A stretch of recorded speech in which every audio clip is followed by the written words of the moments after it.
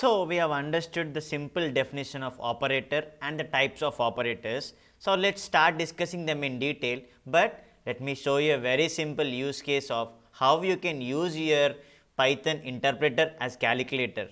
Sounds some interesting, right? Yes. Let me prove that thing how that is possible.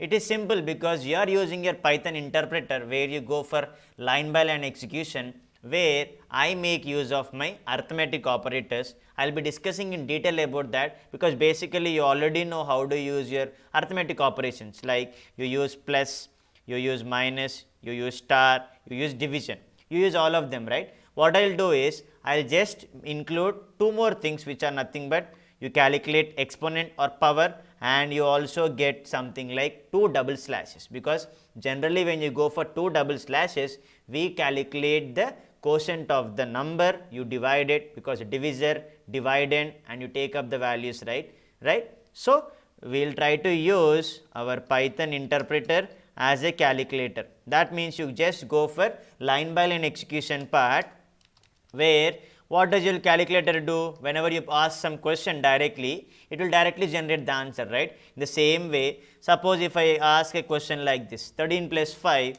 there you go. You need not write, you need not explicitly tell that 13 is an integer, 5 is an integer, because basically in other programming languages you explicitly declare the type as something like int a is equal to 25, but here no, you need not declare that this is specifically an integer, this is specifically a float value. Whatever you declare, suppose if you give like this, you are declaring an integer and a float value, right.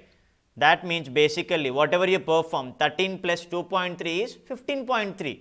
You need not worry about, you should declare specifically that type of a value, because type is implicitly declared. You need not explicitly declare the type of a number. That means you can perform subtraction, or even you can perform, see, same number I am taking, you can perform multiplication, and even you can perform division, because basically this is division where you always get the values in float. So, this is called as floating division, because 13 divided by 5, you take 5 to the 10, 3 left, so you calculate 5 6 is 30. That is what we generally learned in childhood, right? Yes. So, this is how you generally use, even if you go for 13 double star 5, that is 13 power 5. Let me make it simple, 2 power 3, that is 2 cube, that is 2 into 2 into 2. 2 to the 4, 4 to the 8. That means you are easily able to perform the arithmetic operation. That is where you can use your Python interpreter as a calculator. The same logic, because it is simply calculating each and every result, where you can perform basic arithmetic operations. And we also have the precedence of operators, which you already know about, the BODMAS rule and PEMDAS rule, right? Yes, at the end of this I will be discussing this. I will be discussing the same rule, how does the associativity and precedence declares when you go for operators in Python. But basically you can use your interpreter as a calculator, where you can perform some basic arithmetic operations. So, basic arithmetic operations are easily performed over here. That is the reason I told that I am using our Python interpreter as a calculator. What not? Even you try to write a program in C or Java, you need to declare the type of a number, that this is integer, this is a float value, this is a string.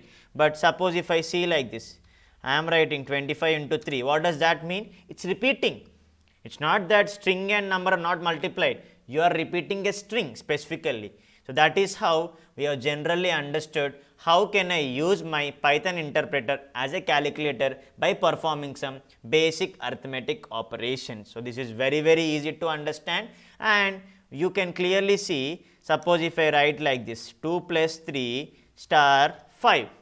You see the answer? You do not tell that 5 into, because basically 2 plus 3 is 5. So, 5 into 5, 25. But let me do one thing, 2 plus 3 into 5 minus 5. So, 5 minus 5, 0 you expect, right?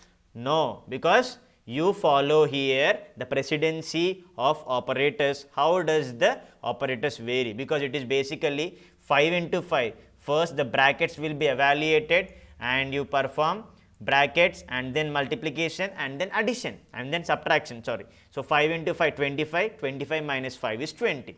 We will be doing it very clearly, But first let's make it simple. How are you able to use your Python interpreter as a calculator? By performing some simple arithmetic operations step by step.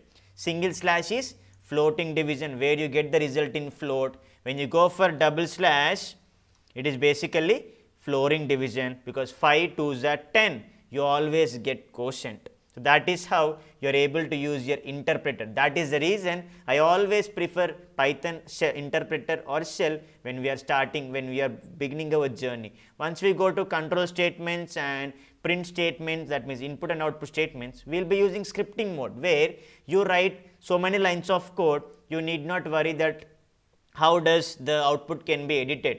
That's where we go for scripting mode. So let's make it simple. As of now, this is how we can use our Python interpreter as a calculator by performing some basic arithmetic operations, where it performs some basic arithmetic operation. You can also store like this: a is equal to 5, b is equal to 25, because you can write variables in a single line, and you can ask like this: a plus b. There you go. This is very much easy to go. That is the reason even you use a command prompt, you get the same result. 3 arrows indicate there is no need for writing print keyword or print function basically. That's how we have understood how we can use our Python interpreter as a simple calculator.